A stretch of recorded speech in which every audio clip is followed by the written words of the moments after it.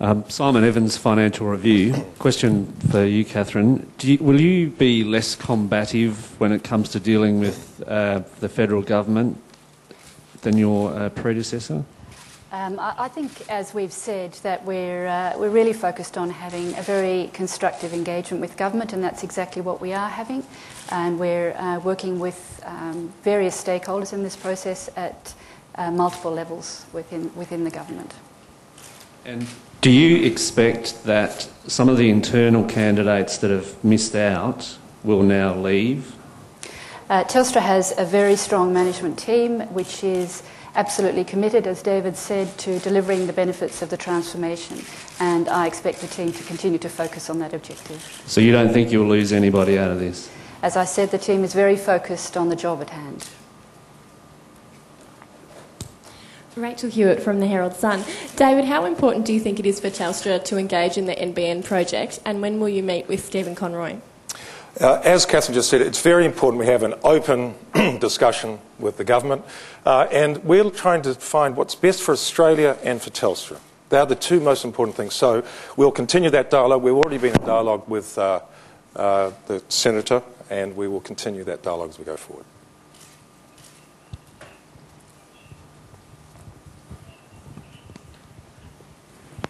Hi, Kathy Swan from Inside Business ABC TV. What do you think of your predecessor's strategy when it came to the national broadband network? Did they get it wrong?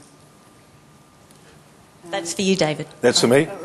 Look, I think it's been a tremendous period that I've worked with Sol through. It's been an enormous amount of work we've done in the transformation, and Sol has been a great leader, and so I've really appreciated the opportunity to work with him. And I think that we'll take it forward from here and how we work with the government and how we can really find the best option for Australia and Telstra. You didn't really say what you thought of the strategy, though, when it came to the national broadband network. Yes, well, because I think it's important to look forward, because that's the most important thing we have to do now. We have to take this company forward, and we have to look at what we can do to really get a good outcome here. So you didn't think much of their strategy? No, I said we're looking forward, and looking forward to that as well.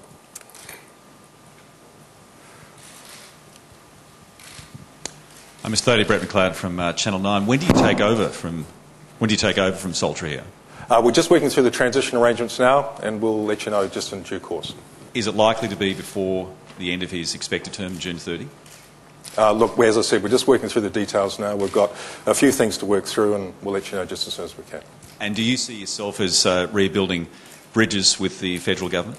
Oh, look, I think it's very important you have a strong relationship with government. We are an Australian company. We have the Telecommunications Act, and so we need a very strong working relationship with the government. But I've got to stress, we've got to do what's right for Telstra and Australia going forward.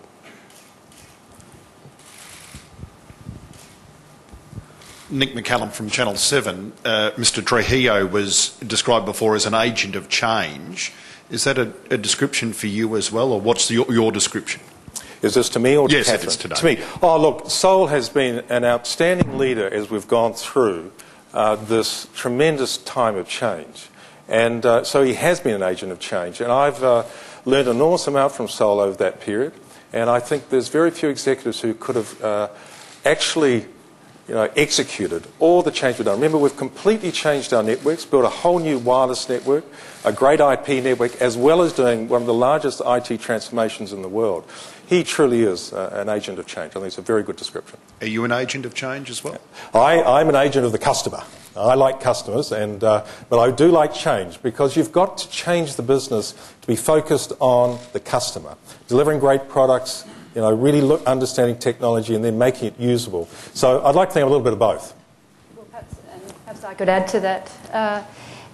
The transformation is one phase of Telstra, but it's really important that we build on the investment that's been made, and that takes us to the next phase. So I think the constant change is necessary, but you also have to phase it and understand what your focus is as you go forward, and I think this gives us the opportunity to move into the next phase.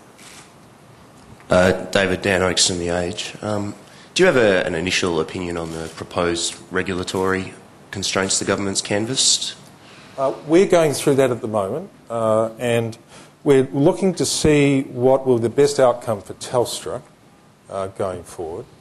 And there's a lot of detail in that submission. So we're going to work through that over the next few weeks. And as that comes clear, then we'll be able to shed some more light on it.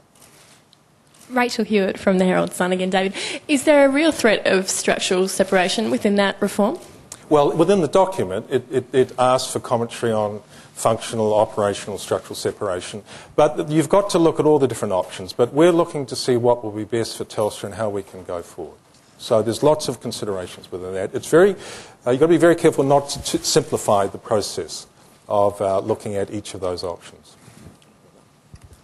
Aaron Young from the Sky News Business Channel. My question is in regards to Peter Wilcox. It says here in the release today that you've asked him to stay on as a director until November because of his valuable contribution. Why has Donald McGauchie not been kept on to help through the changeover phase of the chief executive? I think, as I've already said, we're actually looking to go forward with a new team. This is a fresh start, and David will begin that transition immediately. And I'll be working with David as we go forward.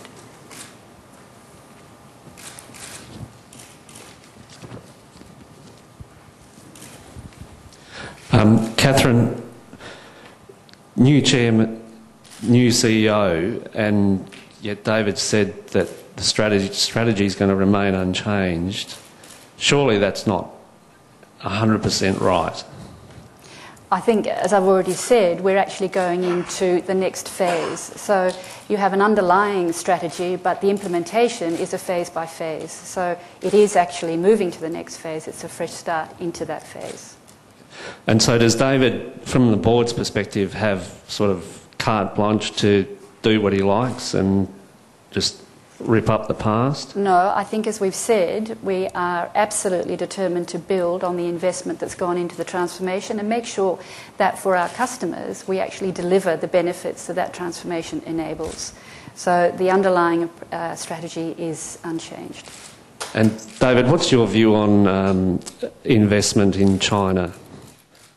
Firstly, I want to come back to your question before. We've got a great foundation. That's the strategy we're going to work off as we go forward. We've got lots more work to do. So it will evolve as we go forward. China, I've got to spend a bit of time looking at China. It's early. It's been a couple of hours I've been in the job. So we've got a bit of work to do there, but the investments have gone very well so far. But give us a bit of time. We'll come back and talk to you about it. But too early to say at the moment. Catherine, were you a unanimous choice inside the boardroom? The board has established processes and is very conscious of appropriate governance, and the outcome was that I was chosen to be Donald's successor.